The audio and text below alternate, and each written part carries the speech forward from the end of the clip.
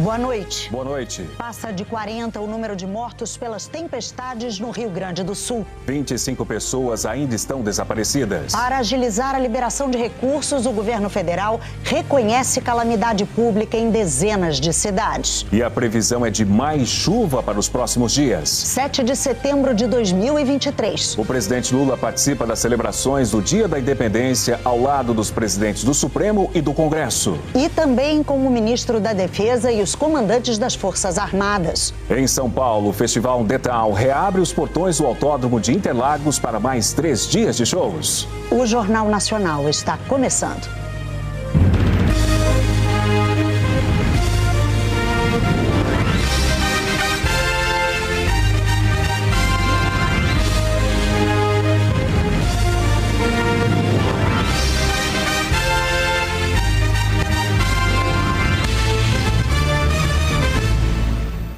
Subiu para 41 o número de mortes provocadas pelos temporais no Rio Grande do Sul. Hoje, o governo federal reconheceu o estado de calamidade pública em 79 municípios. À medida que a água do rio Taquari retorna ao leito e vai baixando lentamente, surge uma cidade tomada por bairros devastados. Em Mussum, prédios e casas se transformaram em ruínas. Nem o cemitério escapou da pior enchente que o pequeno município de quase 5 mil habitantes já enfrentou. Quase todo o comércio foi destruído. O que estava exposto para venda ou estocado nos depósitos foi perdido. Teve prejuízo com todas as televisores, peças, equipamentos, aparelhos, estoque de peças, tudo perdido, tudo. Totalmente, perda total. Os moradores contam que as ruas aqui de Mussum foram tomadas por uma correnteza muito forte do rio Taquari. Não puderam salvar muita coisa. Aqui nesta residência, ali ficava a cozinha. Tem alguns eletrodomésticos e também móveis. Do lado de baixo, outra casa que foi completamente revirada pela força da água. Vários utensílios estão lá dentro ainda. Aos 80 anos, seu Domingos não tem mais casa para morar. Hoje, ele ficou desolado com o que viu. E era a cozinha. Parte de material aqui, daqui para lá era de material. Eu nunca vi uma desgraça igual. A prefeitura ainda calcula os prejuízos e as equipes de resgate buscam desaparecidos. Há 3 dias, a Samara procura pela irmã e os sobrinhos. A gente ainda tem esperança que eles estejam vivos, muitas pessoas estão sendo resgatadas, foram. A gente quer que encontre vivo ainda. O meu sobrinho de 8 anos, ele já sabia nadar, mas era só uma criança, né? A minha sobrinha de 7 meses, a gente sabe que ela não sobreviveu porque eles perderam ela. Eles perderam na água, mas minha irmã e meu sobrinho, eu acredito que estão vivos ainda.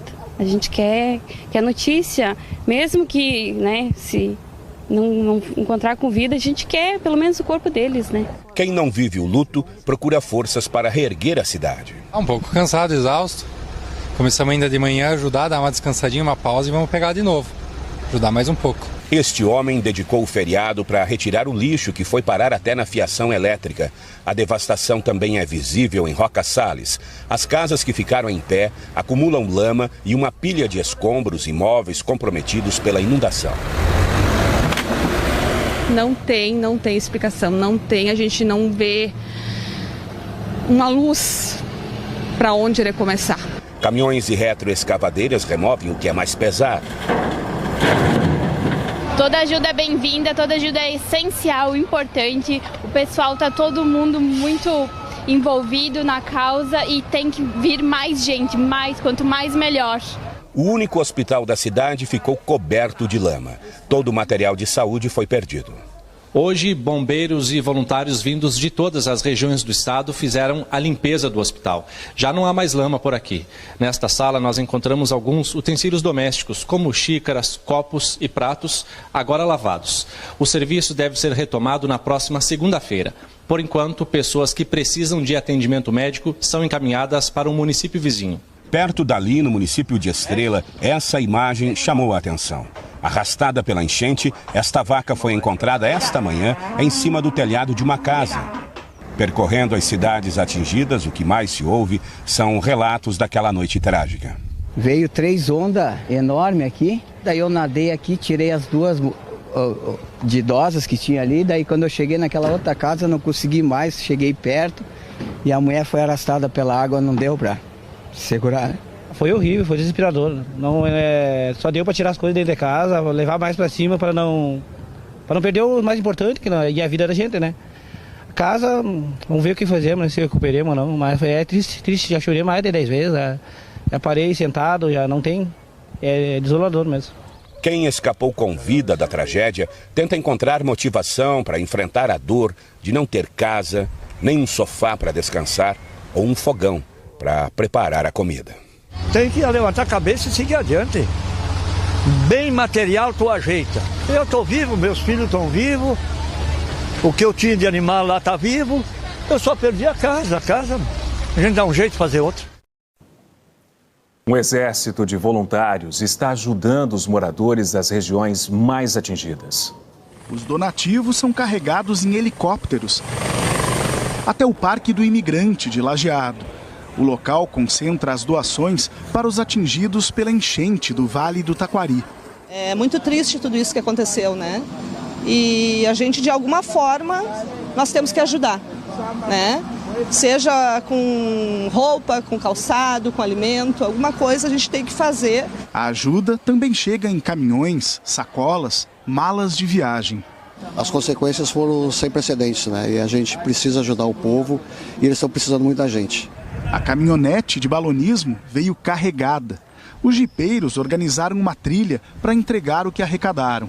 Gilmar parou de trabalhar na segunda-feira para se juntar ao grupo de voluntários. A gente resolveu abrir nossos pavilhões para receber as coisas para doar para Roca Salles. A corrente de solidariedade vem de todos os cantos do país. Colchões, cobertores, alimentos e roupas chegam 24 horas por dia em ginásios como esse. São milhões de donativos que precisam ser selecionados e distribuídos. A entrega é mais difícil para famílias que ainda estão em comunidades isoladas. Agora a gente retornou de Mussum, um cenário totalmente desolador. A gente conseguiu fazer a entrega de cesta básica e de produtos de limpeza para o pessoal e também aviando o almoço deles lá, que estavam sem almoçar desde, 2, 3 dias. É só com a aeronave mesmo para conseguir acessar essas comunidades. No pavilhão ao lado, ficam centenas de pessoas que ainda não conseguiram voltar para casa. São famílias como a da Simone, que escapou da enchente com o marido e os filhos de 5, 10 e 14 anos. O que está aqui foi o que a gente conseguiu salvar, né? O quarto das minhas crianças ficou cozinha, ficou mais uma máquina, ficou bastante coisa, a bicicleta das crianças, ficou tudo. O cantinho improvisado tem a segurança que a Daphne queria. A imigrante do Haiti está em Lajeado há 10 meses e ainda não se recuperou do susto para salvar os 2 filhos. Eu estou com muito medo quando eu vejo chuva cair. A Josiane, que mora a um quarteirão do rio Taquari, aguarda as águas baixarem com o filho nos braços. Antoni Levi tem 1 mês e meio e já enfrenta no abrigo o mesmo drama de milhares de gaúchos. É isso que dói mais, tu ter tuas coisinhas, tudo novo do teu filho e perder tudo assim tão rápido, sabe? Para aliviar a tensão de quem está aqui há 3 dias, esses voluntários se vestem de palhaços.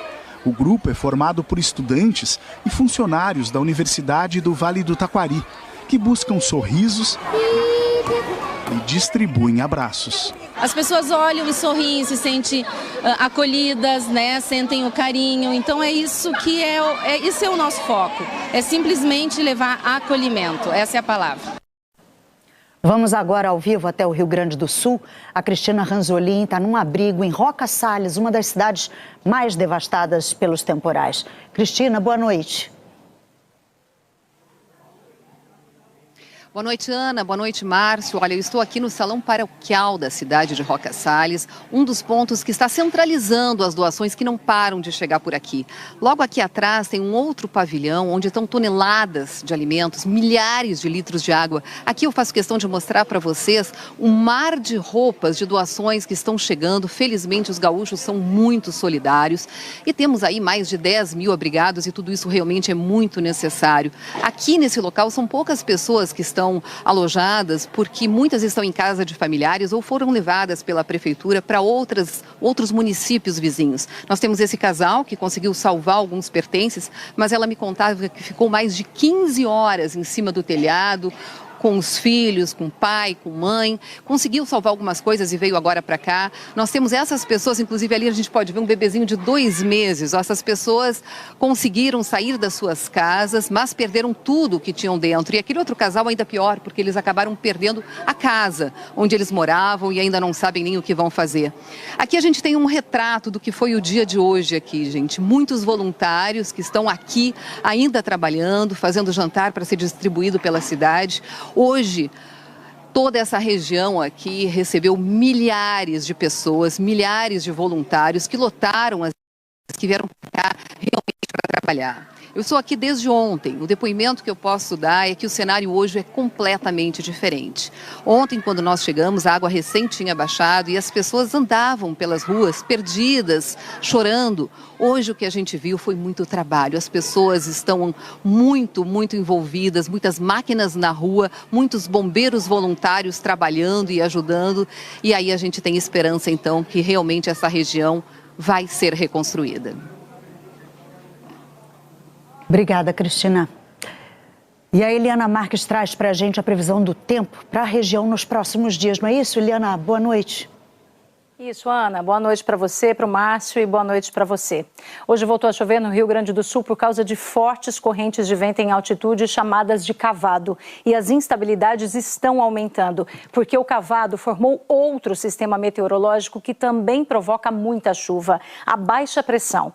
Ela empurra a umidade para a atmosfera e nessa subida surgem as nuvens de tempestade. A baixa pressão está se deslocando, deve se posicionar na altura do sul do Rio Grande do Sul até o fim dessa noite. Amanhã ela se afasta para alto mar e lá, no meio do oceano, dá origem a um novo ciclone extratropical e a mais uma frente fria. O Instituto Nacional de Meteorologia diz que pode chover acima dos 100 milímetros e ter ventos de mais de 100 quilômetros por hora nessa área vermelha, no sul do Rio Grande do Sul. Nessa parte laranja, também tem previsão de temporal, inclusive com granizo. Os 2 avisos valem até às 3 da madrugada. Já esse outro se estende até o meio-dia dessa sexta-feira, inclui o norte gaúcho, o oeste de Santa Catarina e do Paraná. O CEMADEM, Centro Nacional de Monitoramento e Alertas de Desastres Naturais, cita risco de inundação nesses pontos, principalmente em laranja, com atenção especial para as bacias dos rios Uruguai, Taquari, Caí e Sinos. Segundo o órgão federal, também podem ocorrer deslizamentos de encostas. Em Porto Alegre, grande parte da chuva tende a ser registrada de madrugada e de manhã. Os termômetros param nos 22 graus. Em Florianópolis também, com pancadas de chuva a qualquer hora. Em Curitiba, elas começam a partir da tarde e a temperatura chega aos 24 graus. Vamos falar agora de onde o tempo começa a abrir amanhã. De Bagé até Uruguaiana, na fronteira com o Uruguai. No sábado, tempo firme também, no sul gaúcho e na região de Santa Maria. Mas a frente fria do ciclone em alto mar deixa o tempo chuvoso principalmente no centro-oeste do Paraná. No domingo, a frente fria também se afasta e aí o sol aparece em grande parte da região sul. Só que na segunda-feira e na terça, volta a chover forte no Rio Grande do Sul. A trégua deve durar pouco, infelizmente. Ana Luísa. Obrigada, Eliana. Boa noite para você. Daqui a pouco a gente volta com a previsão para as outras regiões do país. A seguir, os desfiles do 7 de setembro em Brasília e pelo país.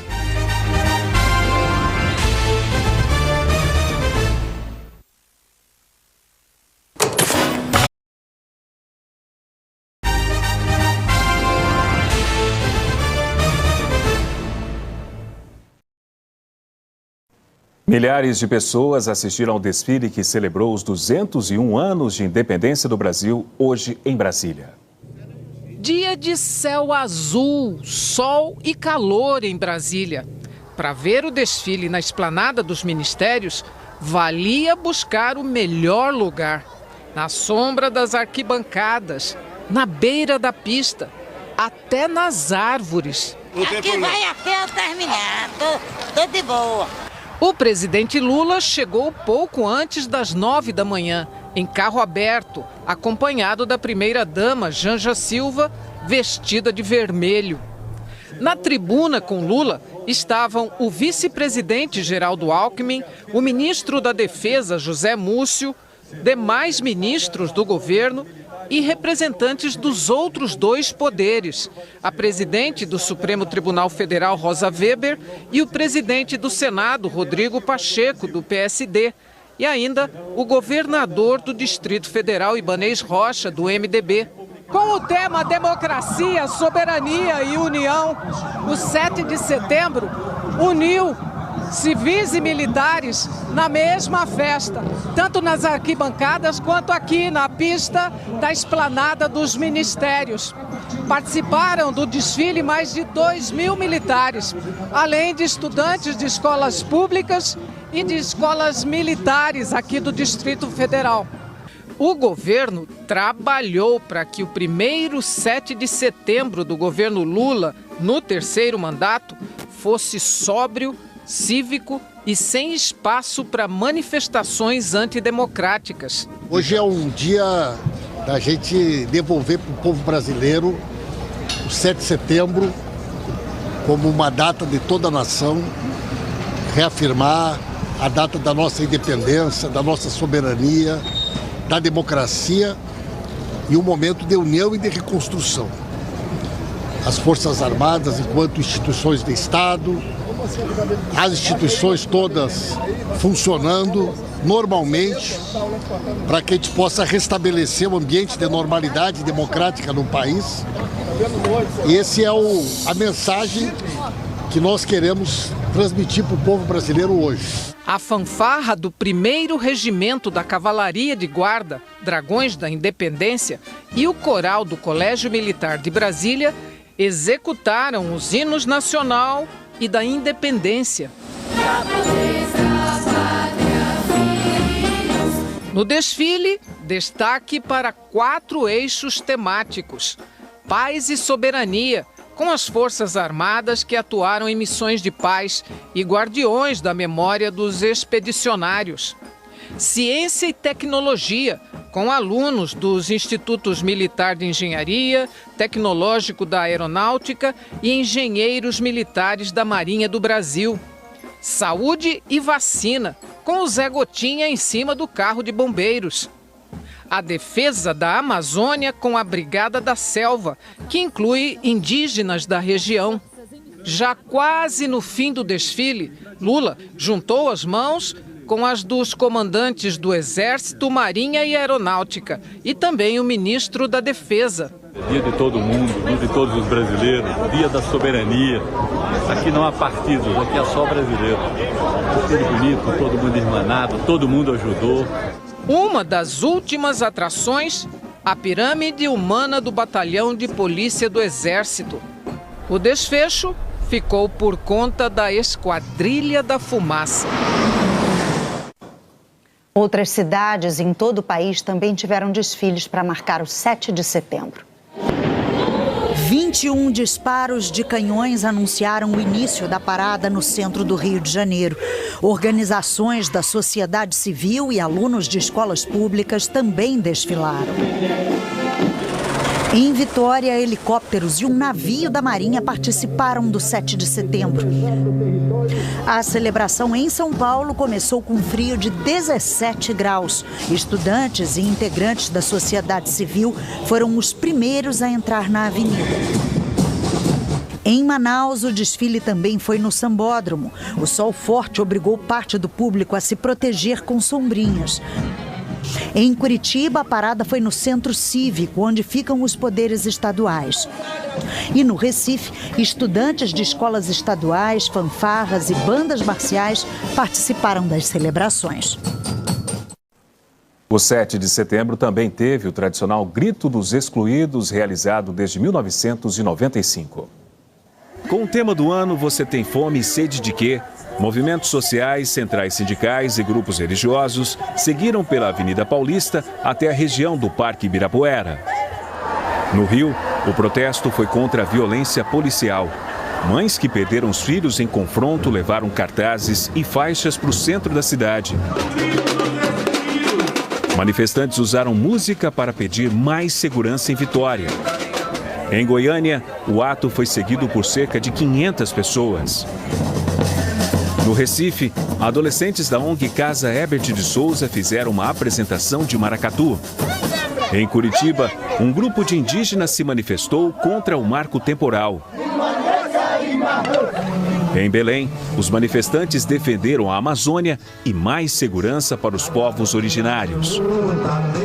Em Salvador, o pedido foi pela regularização fundiária dos povos tradicionais e por justiça no caso da morte da líder quilombola Mãe Bernadette. Em São Paulo, indígenas participaram das comemorações da independência no Museu do Ipiranga.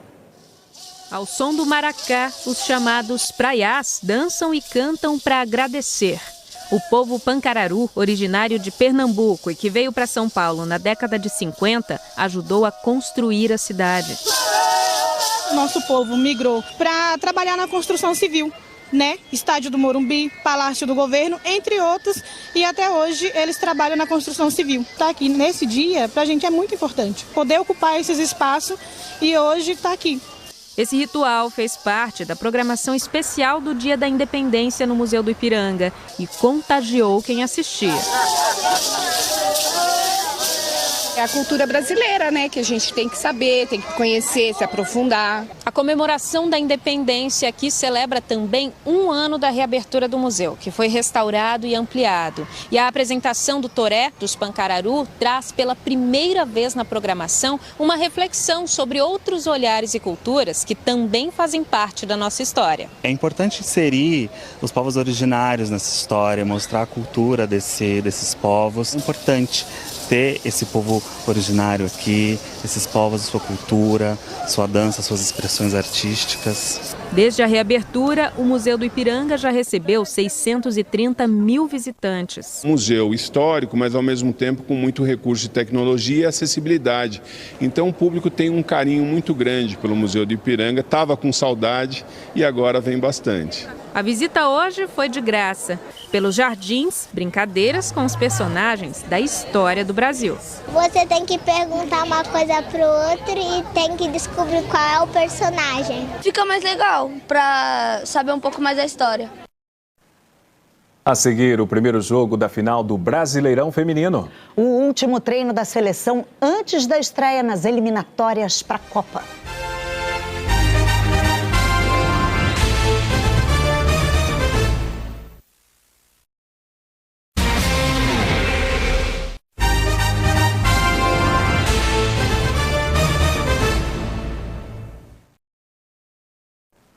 A Justiça do Paraná tornou réus 3 seguranças acusados de envolvimento na morte de uma mulher em maio. Daiane Jesus de Oliveira foi impedida de entrar numa boate, agredida e deixada no meio da rua na cidade de Cascavel. Pouco depois, foi atropelada e morreu no local. Os seguranças vão responder por homicídio com dolo eventual, quando se assume o risco de matar. Os advogados afirmaram que vão esclarecer os fatos ao longo do processo. Depois de 6 meses, as autoridades alemãs devolveram as malas e os celulares das 2 brasileiras presas injustamente por tráfico internacional de drogas quando estavam viajando de férias. A advogada de Cate na Bahia e de Jeane Paulini retirou as bagagens no Ministério Público em Frankfurt. Elas ficaram presas por 38 dias depois que a polícia da Alemanha encontrou cocaína em bagagens etiquetadas com os nomes delas em março. Segundo a Polícia Federal Brasileira, Kátina e Jeane foram alvo de um golpe de troca de etiquetas no aeroporto de Guarulhos. 20 suspeitos de participar do esquema já foram presos. A Rússia acusou a Ucrânia de atacar com drones uma região próxima a Moscou e a cidade de Rostov-no-Don. Segundo as autoridades russas, todos os drones foram abatidos e a queda de um deles causou explosões perto de um dos maiores centros militares do país. A Ucrânia não comentou. Os militares que deram um golpe no país africano do Gabão disseram ter libertado o presidente deposto Ali Bongo. Ele estava em prisão domiciliar desde 30 de agosto. A família tinha manifestado preocupação com a saúde de Bongo, que sofreu um derrame em 2018. A seleção fez hoje o último treino sob comando do técnico interino Fernando Diniz, antes da estreia nas eliminatórias para a Copa do Mundo amanhã. O Neymar, versão 2023, está de volta ao palco onde marcou o primeiro gol dele pela seleção aqui no país. Botou para Diego Souza, jogou para o Neymar! 12 anos atrás, vitória sobre a Argentina por 2-0, que até valeu o troféu do Superclássico das Américas. Essa foi também a última vez que o Brasil jogou em Belém. Quando eu tinha essa idade, jamais sonhei em alcançar tudo isso que eu alcancei com a seleção brasileira.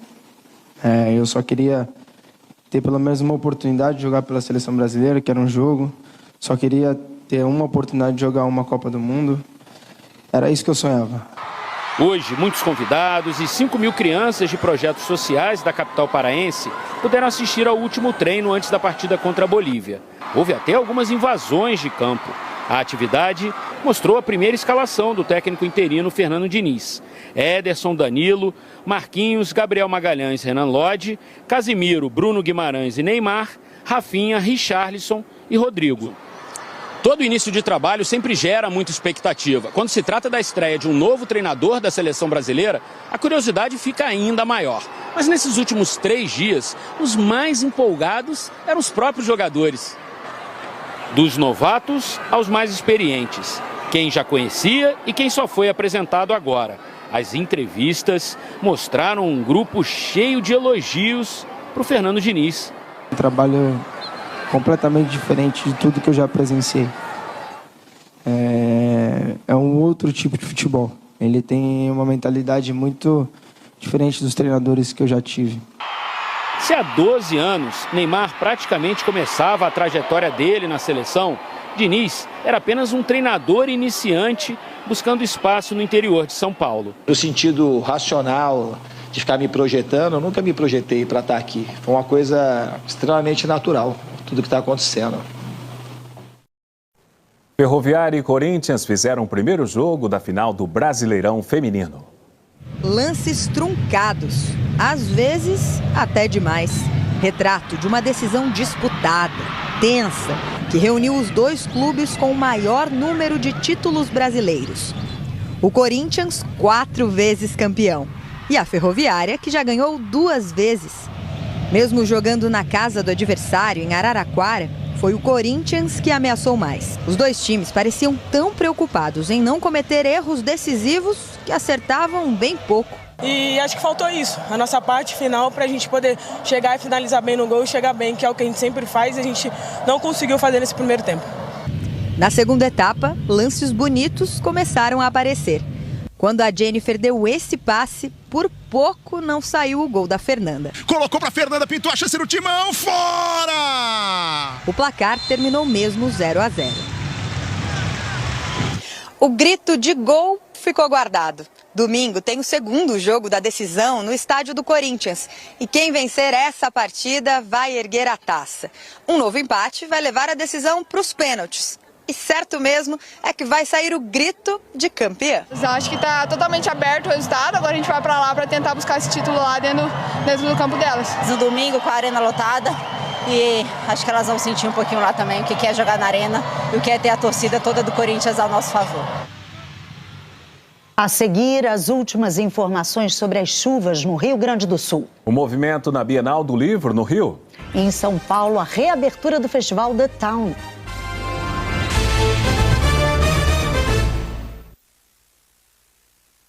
Brasileirão Feminino 2023. Oferecimento, promoção.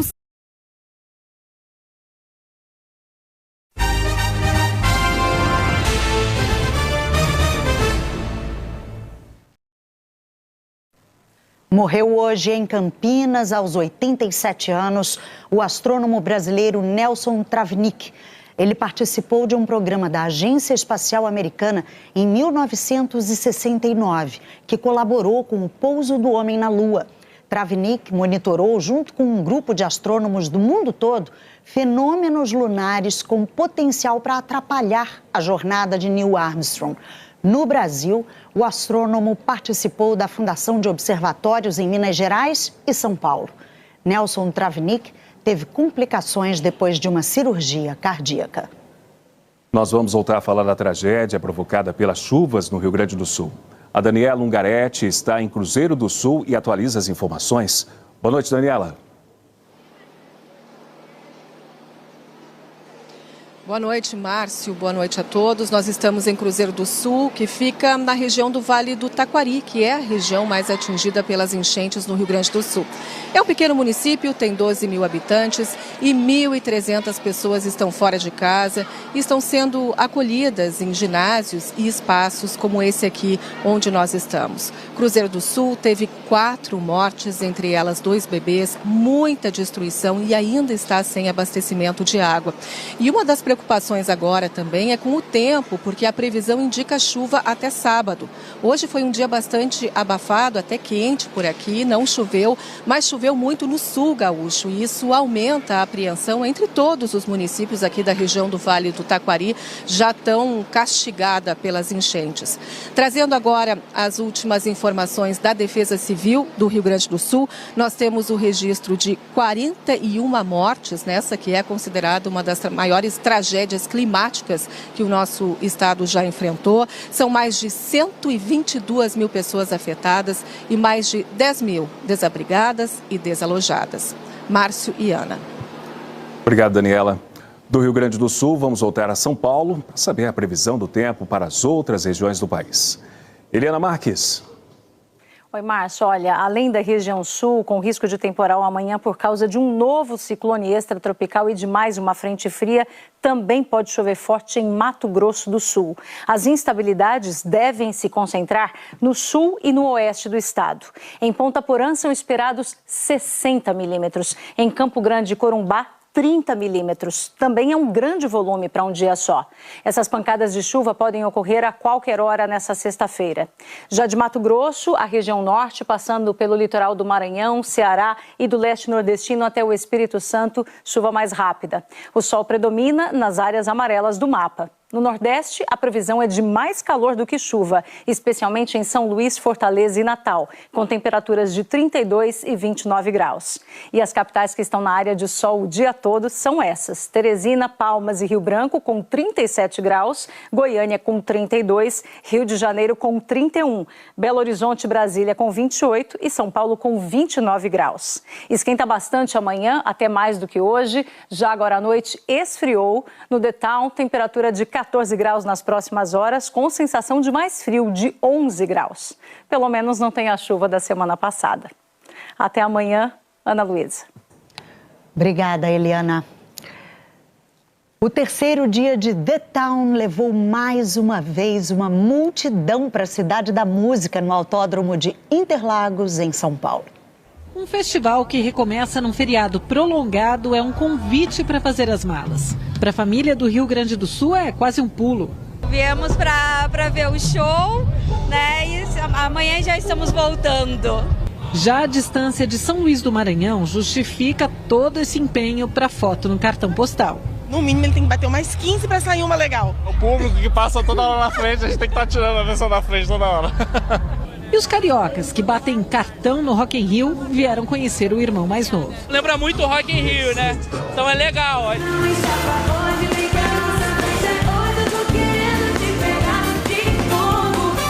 Também do Rio de Janeiro para o The Town, Ludmilla fez um show para uma multidão no Skyline. E num momento especial, chamou para o palco Lulu Santos. Um show que veio na hora certa. No fim da tarde, São Paulo se fez mais presente ainda na Cidade da Música. Hoje foi um daqueles dias que a gente diz que viveu as 4 estações. Antes mesmo de anoitecer, a temperatura despencou no Autódromo de Interlagos. Não que tenha sido um problema. Quem é bom de festival vem preparado. A gente chegou, tava um sol, óculos escuros, agora já deu uma esfriada, a gente botou aqui no pescoço e estamos curtindo. O clima mais frio deixou ainda mais aconchegante o palco São Paulo Square, dedicado ao jazz. Foi lá que o cantor, compositor e pianista Ivan Lins carimbou o passaporte no primeiro The Town, como fez em 1985, no primeiro Rock in Rio. Nós estamos mais vivos a me socorrer. fato deles terem me convidado foi um presente maravilhoso. Eu sou extremamente grato de todo o meu coração para eles. Outra voz suave que se ouviu em Interlagos foi a da cantora de soul Joss Stone.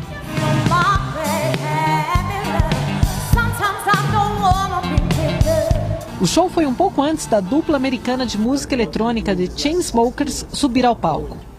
Nós somos muito fãs da cultura de vocês e vermos nossas músicas fazendo sucesso é uma grande honra fazer parte disso.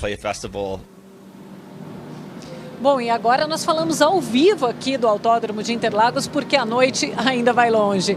E nesse momento, quem se apresenta no Skyline é justamente a dupla The Chainsmokers, que deu entrevista. Obrigado, Janaína. No Rio de Janeiro, a Bienal do Livro, que vai até domingo, recebeu a presença de duas figuras ilustres, um professor e um gari. O que eles foram fazer lá? Você vê agora na reportagem do Pedro Bassam. Mesmo no reluzente uniforme, ele passaria sem ser notado. Valdeci trabalha na escola, mas nunca foi visto usando lápis, caneta ou papel. Vive cercado de letras, esse homem de poucas palavras. Bom dia, pessoal. O trabalho é em silêncio, mas o brilho da escola fala pelo autor da faxina. Toda vez que eu limpo uma mesa, toda vez que eu limpo um chão, um banheiro, é como se eu estivesse limpando por meus filhos. A Escola Municipal Padre Manuel da Nóbrega, na zona norte do Rio, está cheia mesmo no feriado. É dia de excursão para a Bienal do Livro, um lugar que o gari nunca visitou. Eles estão abrindo oportunidade para os alunos visitar. Já desde criança, eu nunca tive essa oportunidade. As escolas nunca abriram essa porta. Pois o dia chegou. Hoje os alunos não iriam sem ele de jeito nenhum. É muita emoção, é muita emoção. Valdeci entra no ônibus e viaja no tempo. Parece que eu estou na escola de novo. É uma sensação assim maravilhosa e isso vai ficar guardado pro resto da minha vida. Tudo bem que ele é o maior da fila e, de longe, o mais ansioso. Já dentro dos pavilhões, a pressa vence a curiosidade.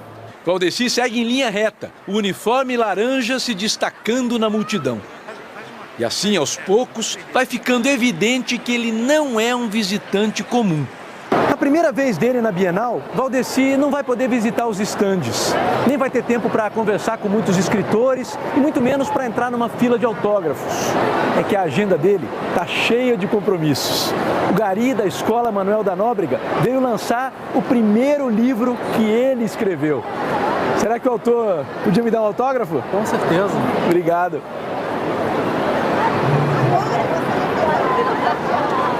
Comportamento que te salva. A obra escrita durante a pandemia conta casos verídicos de 26 anos da vida de gari, nas escolas e nas ruas do Rio. Como no dia em que foi abraçado por um homem que sujava a rua e se arrependeu diante dele. O lançamento é no estande da Secretaria Municipal de Educação do Rio, que divulga obras muitas vezes feitas em sala de aula, como as de Sua Majestade, o professor Ricardo. Quando eles me veem com a coroa, veem os personagens com coroa, eles podem se ver como reis e rainhas, podem se curar e criar uma outra imagem sobre o nosso corpo. É isso que a literatura traz, é isso que um espaço como esse traz. E traz muita alegria também. Valeu, gente! Esse livro aqui, ele fala do começo ao fim sobre empatia. Você se colocar no lugar do outro. É considerar a escola como extensão da própria casa. Valdeci promete continuar cuidando de cada centímetro, mas vai caprichar um pouquinho mais na biblioteca. As palavras, elas são vivas. Elas tanto te constroem como te destrói. E a literatura, ela tem um poder muito grande de transformação. Ela transforma, ela tem o poder de transformar as pessoas. Então eu estou num ambiente transformador. Gari e escritor. Nas duas profissões que escolheu, Valdeci junta folhas e sabedoria. E nos ajuda a enxergar um mundo melhor. O Jornal da Globo é depois de Todas as Flores. Boa noite. Boa noite e até amanhã.